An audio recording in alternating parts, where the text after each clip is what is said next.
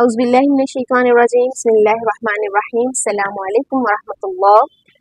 قد اور لام کے استعمال جملہ فعلیہ میں سمجھانے کے بعد جملہ فعلیہ کے ماضی جملے میں زور کیسے پیدا کیا جاتا ہے اور اس کے بعد اس جملے کے ترجمے میں کیا تبدیلی آتی ہے یا معنی کرنے میں کیا وضاحت آتی ہے، اس کو سمجھانے کے بعد میں نے آپ کو بتایا تھا کہ آئندہ لیکچر میں ہم اس کے مطابق ایکٹیویٹیز کریں گے۔ تو یہاں پر 4 ایکٹیویٹیز آپ کے لیے ہیں۔ ایک قرآن سے مثالیں ہیں، اس میں ہم نے دیکھنا ہے کہ قد قرآن میں کیسے استعمال ہوا ہے اور اس کا ترجمہ ہم نے کس طرح کرنا ہے۔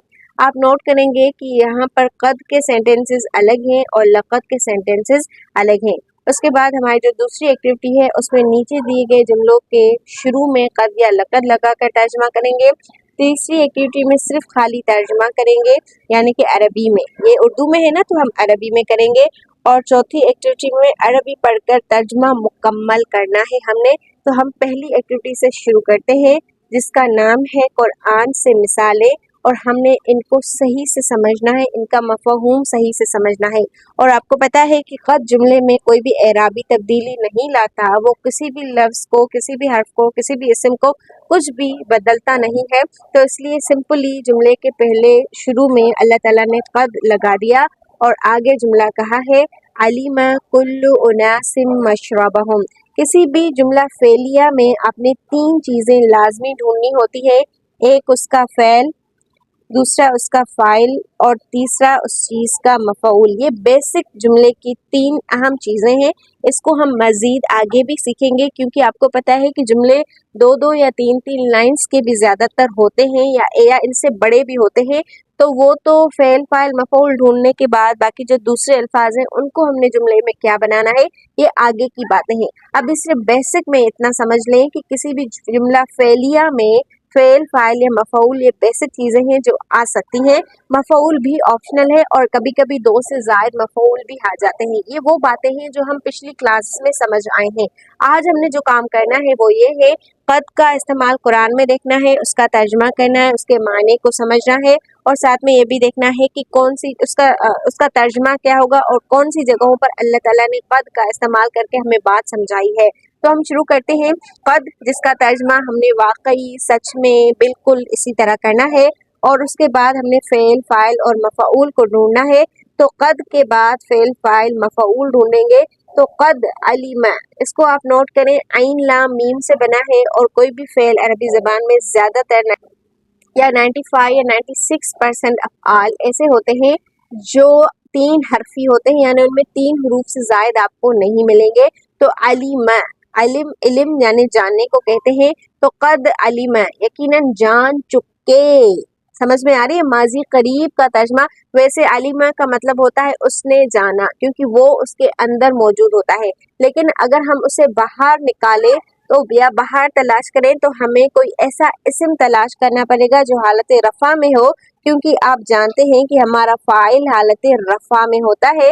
تو آپ اگر تھوڑا غور کریں تو آپ کو کلو اناسن یہ حالت رفع میں ملے گا۔ کلو اس پہ پیش ہے اور پیش تقریباً حالت رفع کی علامت ہے۔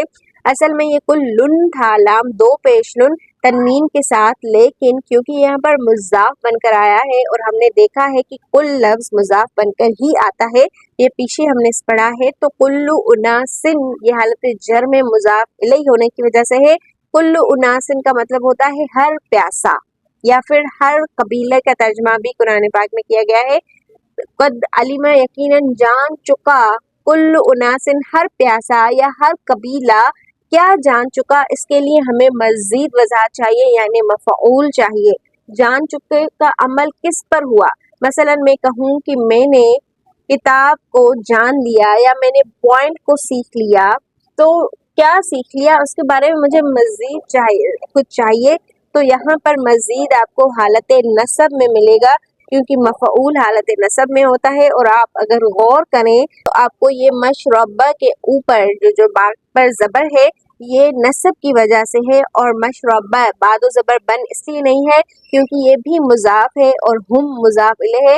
مشربہم ان کے مشروب، ان کی پینے کی جگہیں، صحیح ہے۔ تو قد علم یقیناً جان چکے، کل اناسن ہر پیاسے، مشربہم اپنے پینے کی جگہیں. ہم کا ترجمہ ہم یہاں پر وہ نہیں کریں گے بلکہ وہ اپنے جو پینے کی جگہیں تھی وہ انہوں نے دیکھ لی، جان لی، وہ جان چکے، یہ کام مکمل ہو چکا ہے. اور آپ کو پتا ہے کہ یہ آیت بنی اسرائیل کے بارے میں ہے. جب انہوں نے حضرت موسیٰ سے پانی کا سوال کیا تھا تو حضرت موسیٰ علیہ السلام نے اللہ تعالیٰ سے دعا کی تھی اور اللہ تعالیٰ نے کہا تھا کہ اپنی لاٹھی ایک پتھر ایک چٹان پر مارو.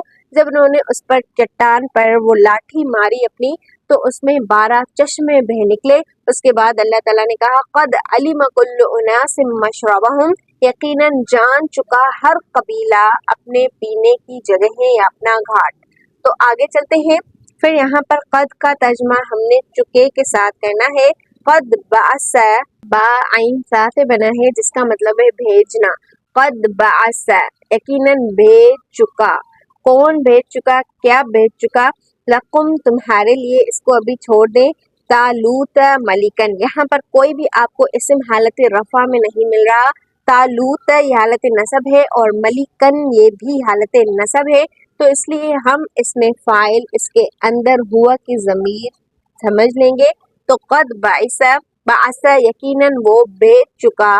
کیا بھیج چکا؟ طالوت، طالوت کو بھیج چکا. اور طالوت کو کس حال میں بھیجا، اس کا اسٹیٹس کیا تھا، اسٹیٹس بتانے کے لیے یہاں پر لفظ ملکن آیا ہے جو حالت نصب میں ہے. تو آپ بس اتنی پوائنٹ سمجھ لیں کہ آگے بھی ہم نے حالت نصب میں اور اسماء جملہ فعلیہ میں ملیں گے. تو ہم سمپلی اس کا ترجمہ کریں گے قد بعث یقیناً وہ بھیج چکا، لکم تمہارے لیے یہ جار مجرور ہے، طالوت ملکن طالوت کو بادشاہ بنا کر.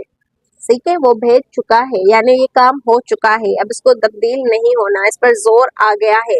اور کیونکہ بنی اسرائیل کہہ رہے تھے کہ طالوت بادشاہ نہ ہوتا، ان میں سے کوئی اور بادشاہ ہوتا، تو اس لیے اللہ تعالیٰ قد کے ساتھ کہہ رہے ہیں. اس کے بعد ما قد سلف، اس ماں کے بارے میں ابھی ہم نے کچھ نہیں پڑھا. اس کو ماء موصولہ کہتے ہیں جس کا مطلب آپ جو کے ساتھ کر سکتے ہیں. ٹھیک ہے، فی الحال آپ یہ سمجھ لیں کہ اس ماں کا ترجمہ ہم جو کے ساتھ کریں گے. ماں قد کا ترجمہ آپ چکا ہے کے ساتھ کریں گے یعنی ماضی قریب. اور سلف اس کا مطلب ہوتا ہے گزر جانا.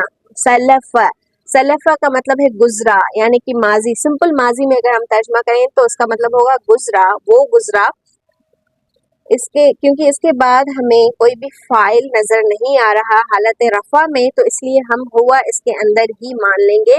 تو ما قد سلف جو گزر چکا، ما قد سلف الا ما قد سلف یہ قرآن پاک میں آتا ہے. کیونکہ آپ کو پتا ہے کہ عربوں میں لوگ اپنی ماؤں سے نکاح کر لیتے تھے، شادی کر لیتے تھے، تو اللہ تعالیٰ نے اس رشتے کو آگے کرنے سے منع کر دیا اور کہا ما قد سلف. تو یہ جو ہے یہ اصل میں مفعول ہے اگر آپ غور کریں. ما قد سلف جو پہلے ہو چکا، جو ہو چکا. تو کیا ہو چکا؟ جو ہو چکا. تو جو یہاں پر مفعول کا کام دے رہا ہے. یہ تھوڑی پیچیدہ باتیں ہیں، انشاءاللہ ہم آپ کو آہستہ آہستہ یہ باتیں آگے سمجھ آئیں گی. اس کے بعد بہت ہی آسان یہاں پر جملے ہیں. قد دخلوا بالکفر، دخل دخلا دخلو یہ تیسرا صیغہ ہے تو فاعل ہم نے باہر ڈھونڈنے کی کوئی ضرورت نہیں ہے. بس ہم یہاں پر کریں گے دخلو، وہ سب داخل ہوئے. وہ سب کہاں داخل ہوئے، کیسے داخل ہوئے، کیوں داخل ہوئے، بہت سارے سوالوں کے جواب نہیں ہے. بس سمپلی اللہ تعالیٰ نے کہہ دیا بالکفر، کفر کے ساتھ. قد دخلوا وہ داخل ہو چکے، بالکفر کفر کے ساتھ. کہاں داخل ہوئے، کیسے داخل ہوئے، یہ پورے سوالوں کا جوابات آگے آیت ہے، لیکن ہم نے یہاں پر صرف قد کا استعمال سمجھنا ہے، اس لیے ہم اس کا ترجمہ کریں گے قد دخلوا بالکفر، وہ کفر کے ساتھ داخل ہو چکے ہیں. پھر قد صدقتنا، قد صدقت یہاں پر دال پر شد آئی ہے، وہ بھی انشاءاللہ میں آگے آپ کو بتاؤں گی. آپ انشاءاللہ آگے خود ہی سمجھ جائیں گے کہ کیوں آئی ہے.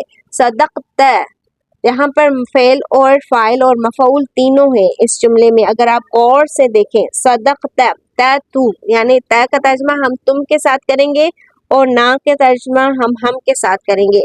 صدقت نا تم نے ہم پر سچ بولا. قد صدقتنا تم ہمارے بارے میں سچ بول چکے ہو. قد صدقتنا. قد نعلم، نعلم اس کا ترجمہ اگر ہم قد کے بنا کریں تو اس کا مطلب ہوگا ہم نے جانا، نعلمو، نون کا ترجمہ ہم کے ساتھ ہوگا نعلمو ہم نے جانا. اگر ہم قد کے ساتھ کریں تو قد نعلمو ہم جان چکے. اب کیا جان چکے، یہ پورا یہاں پر مفعول آ رہا ہے، تو مفعول پورا پورا جملہ بھی ہو سکتا ہے. یہ بھی انشاءاللہ ہم آئندہ آہستہ آہستہ سمجھیں گے.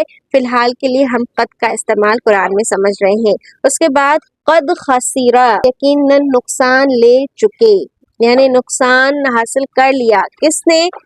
قد خسیرہ. اگر ہم خسیرہ کا ترجمہ خالی قد کے ساتھ کریں، قد کے علاوہ، تو خسیرہ کا مطلب ہوگا وہ نقصان میں گئے. اس آیت میں یہ پورا جملہ انہ لیحزنک الذین یقولون، یہ مفعول کی جگہ پر کام کر رہا ہے، اور اس آیت میں الذین قتلوا اولادہم سفہا یہ فاعل کی جگہ پر کام کر رہا ہے. انشاءاللہ آپ غور سے سمجھیں گے نا تو یہ باتیں آپ پر بھی کھلیں گی، اور جب آپ قرآن پاک پڑھیں گی تب آپ کے لیے کسی ٹرانسلیٹر کی، کسی ترجمہ کرنے کی ضرورت نہیں ہوگی، بلکہ آپ خود سے خود اللہ تعالیٰ کے الفاظ کو اپنے اندر گرتے، اپنے اندر اترتے محسوس کریں گی.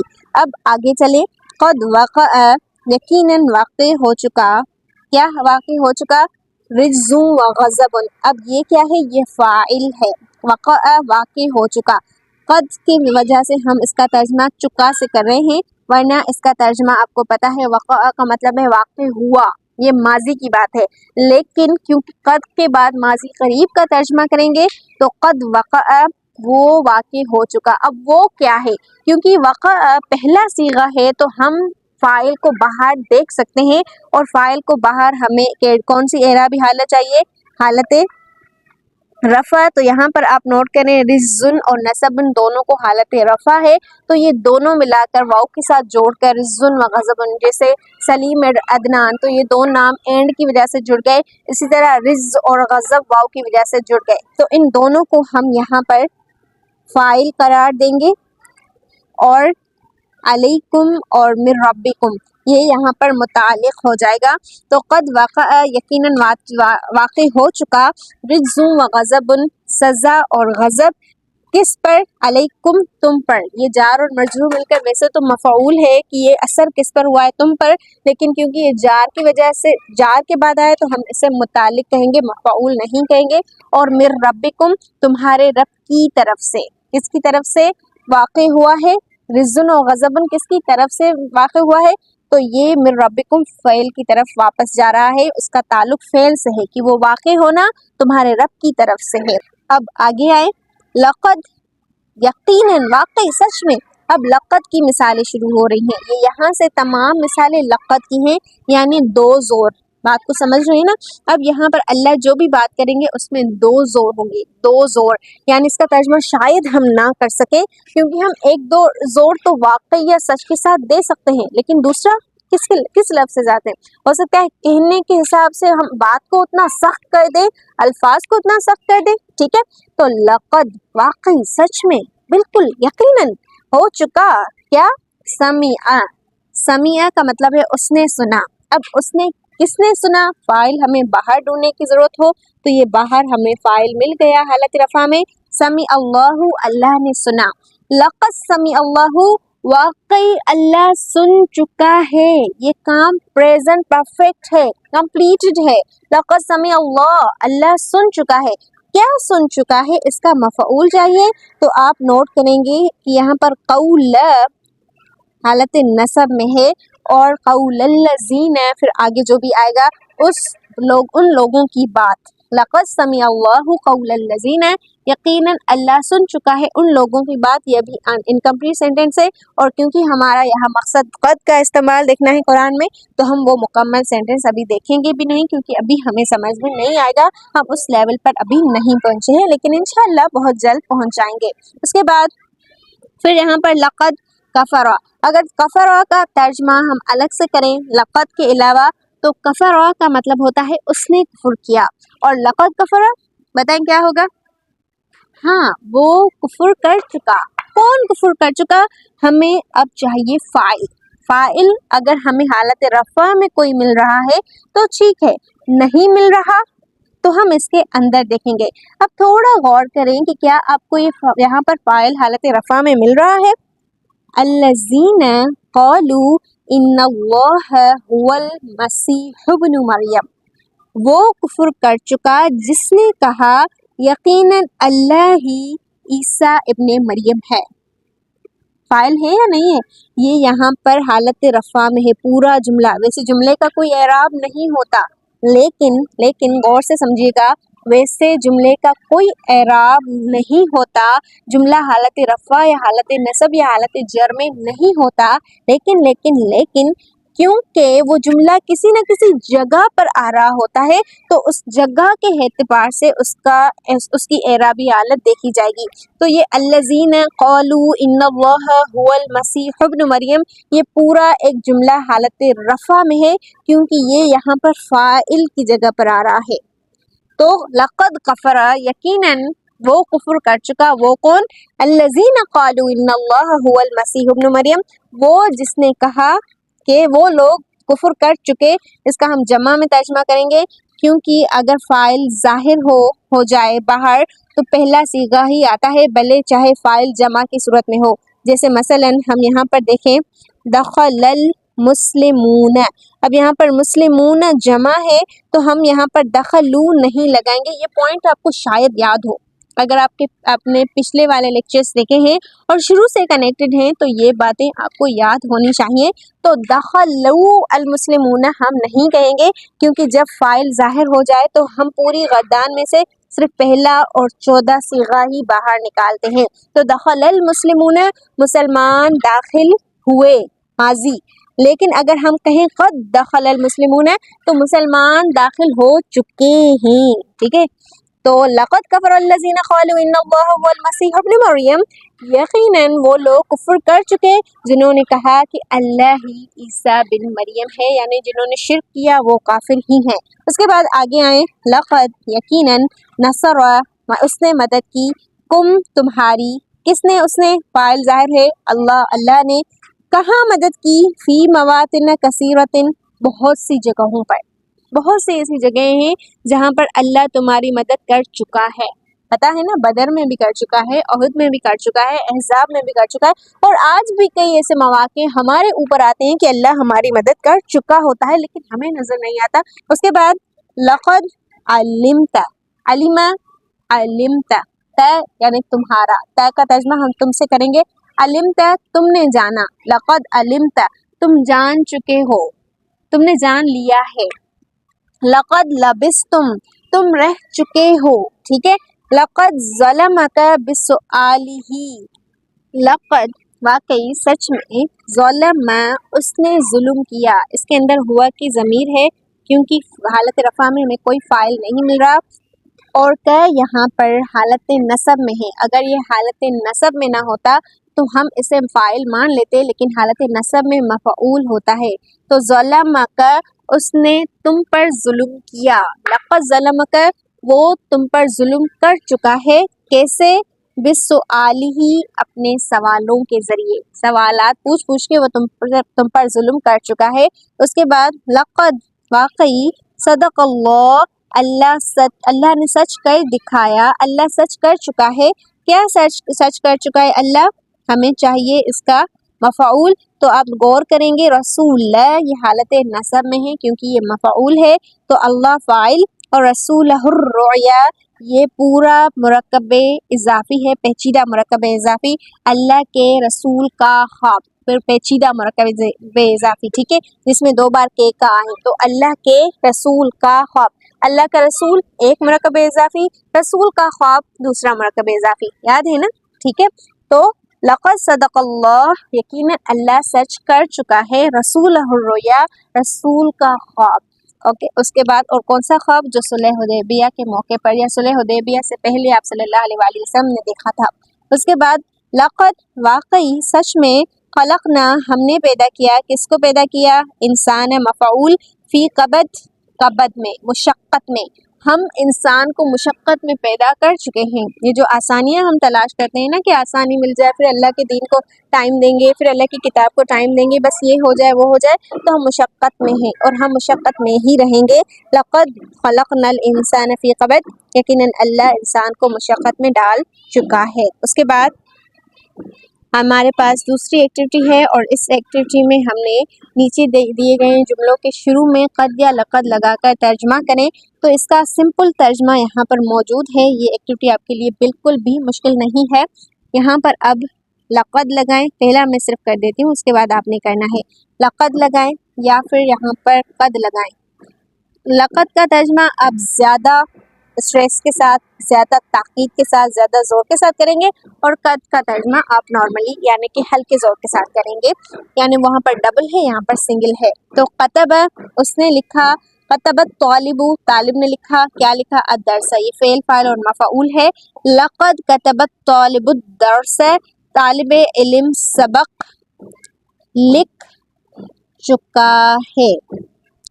یقیناً، واقعی، سچ میں، لام کی وجہ سے طالب علم سبق لکھ چکا ہے. قد شرب الولد الماء.